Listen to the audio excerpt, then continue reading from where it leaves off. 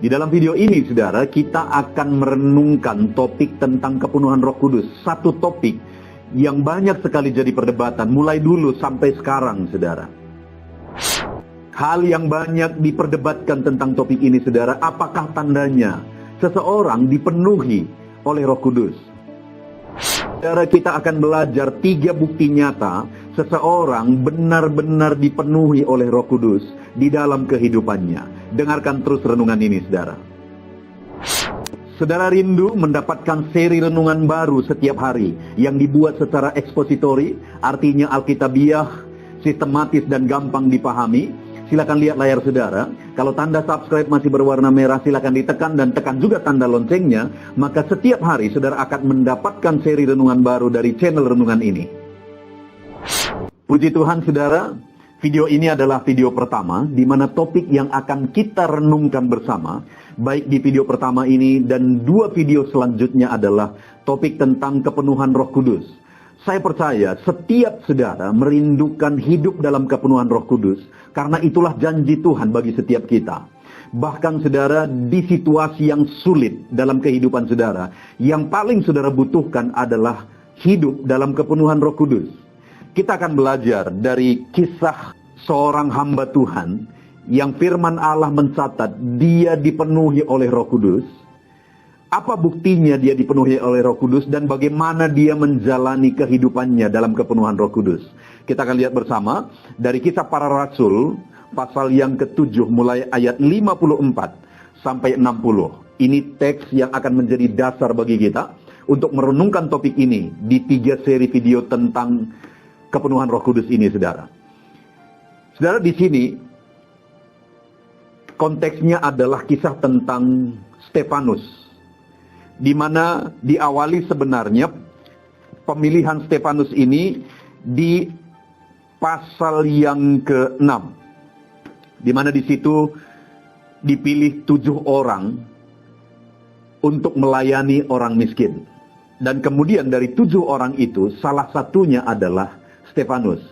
Dan di pasal 6 ayat yang ke-5 ini dicatat bahwa yang terpilih adalah Stefanus, dan dicatat di sana bahwa Stefanus ini seorang yang penuh iman dan Roh Kudus.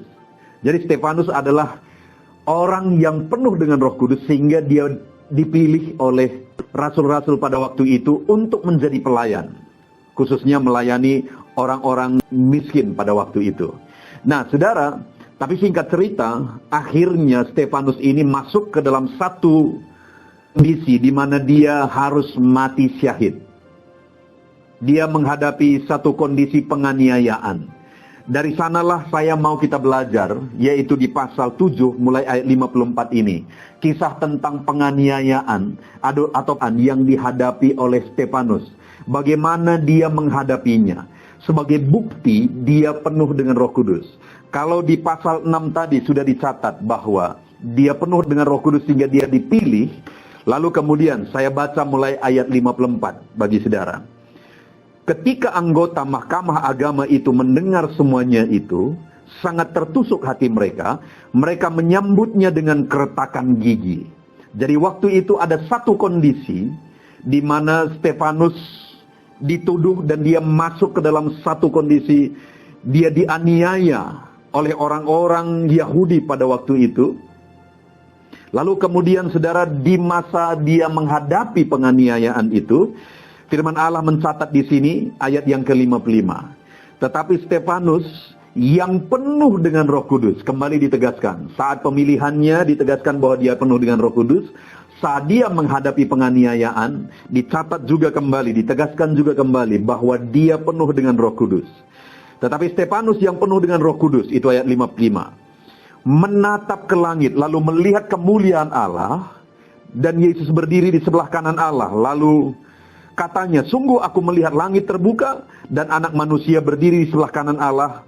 Maka berteriak-teriaklah mereka sambil menutup telinganya, serentak menyerbu dia. Jadi waktu itu saudara, dalam Stefanus melayani, akhirnya dia dituduh satu tuduhan supaya ada alasan untuk dia dipersalahkan. dalam dia memberitakan Injil. Tetapi sekali lagi, Stefanus yang penuh dengan Roh Kudus menghadapi semuanya dengan tenang. Ditegaskan kembali tadi bahwa Stefanus yang penuh dengan Roh Kudus, apa yang dia lakukan saat dia menghadapi penganiayaan sebagai yang dipenuhi oleh Roh Kudus. Dicatat di sini saudara, saat dia ada dalam satu kondisi penganiayaan, dia sudah dikelilingi, ada satu situasi yang sangat berat, sangat menakutkan pada waktu itu. Dan kita tahu, pada akhirnya dia mati syahid.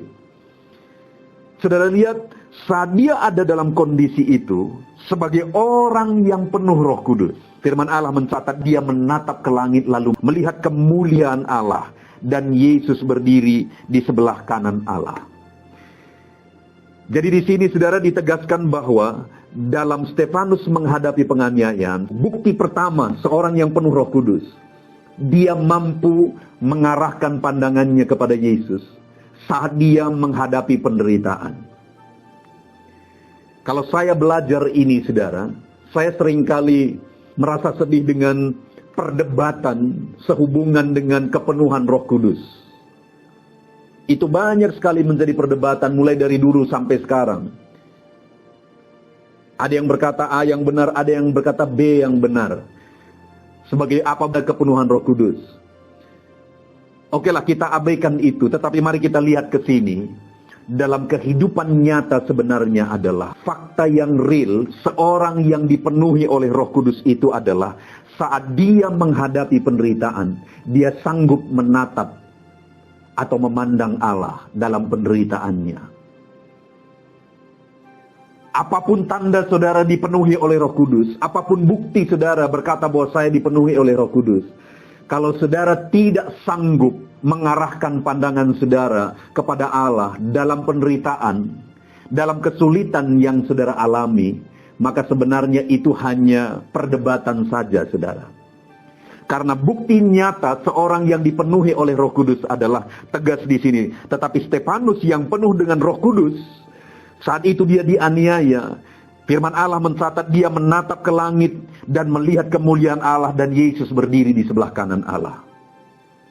Orang yang dipenuhi oleh Roh Kudus, saat dia menghadapi penderitaan, apapun bentuk penderitaannya, apapun kisah dan cerita penderitaannya, dalam dia menghadapi penderitaan itu, dia sanggup menatap Tuhan. Dia sanggup mengarahkan pandangannya kepada Tuhan dalam penderitaan yang dia alami.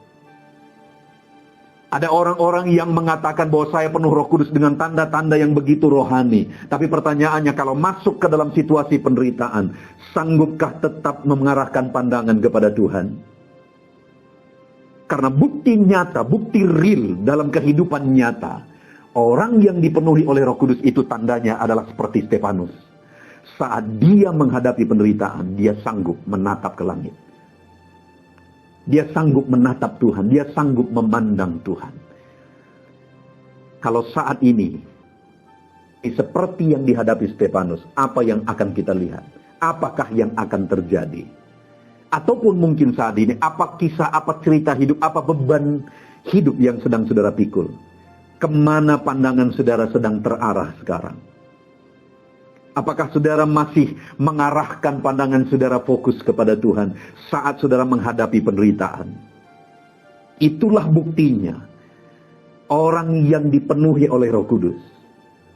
Apapun yang dia alami, kesulitan apapun yang dia alami, dia sanggup menatap dan memandang kepada Tuhan dalam kesulitan, dalam beban hidup, dalam penderitaan yang dia alami. Dia sanggup mengarahkan pandangan kepada Tuhan.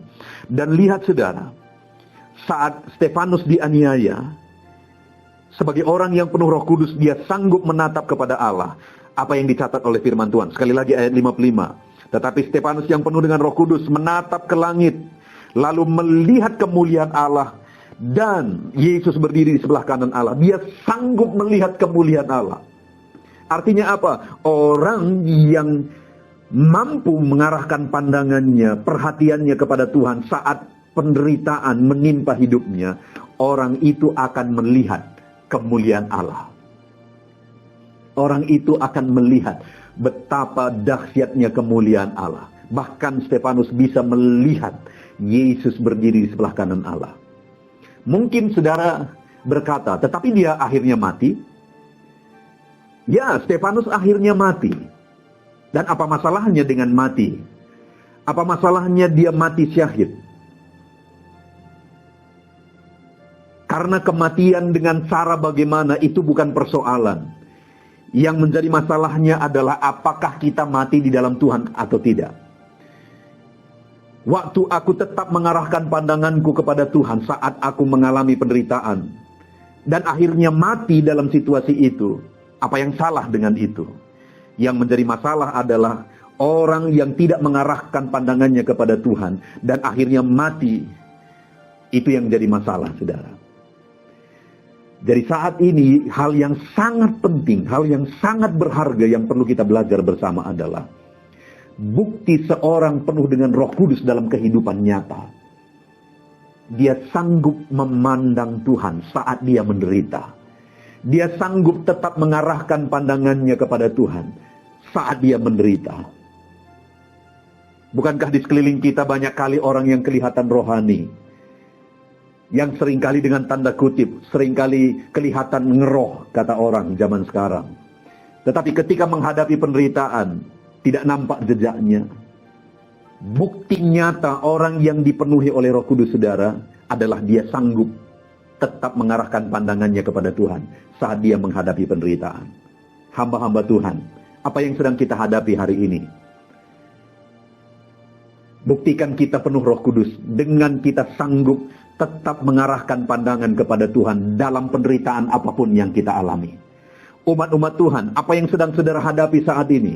Apa beban hidup saudara? Apa penderitaan yang saudara alami saat ini? Arahkan terus pandangan saudara kepada Tuhan apapun yang saudara alami. Karena itulah buktinya saudara dan saya sebagai orang yang dipenuhi oleh Roh Kudus. Itu sebabnya saat ini alamilah kepenuhan Roh Kudus seperti Stefanus. Dan buktikan kita penuh dengan Roh Kudus. Dan buktinya adalah kita sanggup tetap mengarahkan pandangan kita kepada Tuhan dalam penderitaan apapun yang kita alami hari ini. Kita bersyukur buat firman Tuhan. Mari melangkah terus, arahkan pandangan kepada Tuhan.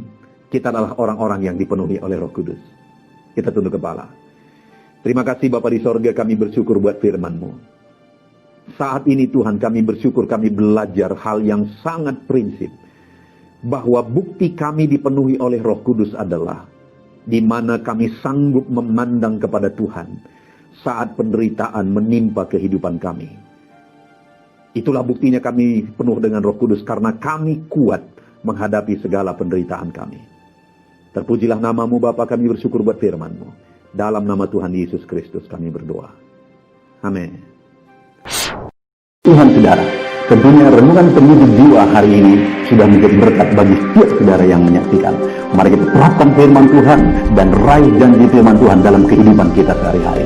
Dan jangan lupa saudara, perkembangan channel ini tidak terlepas dari partisipasi saudara untuk mensubscribe, like, mengkomen, dan men-share kepada lebih banyak orang. Terima kasih buat partisipasi saudara.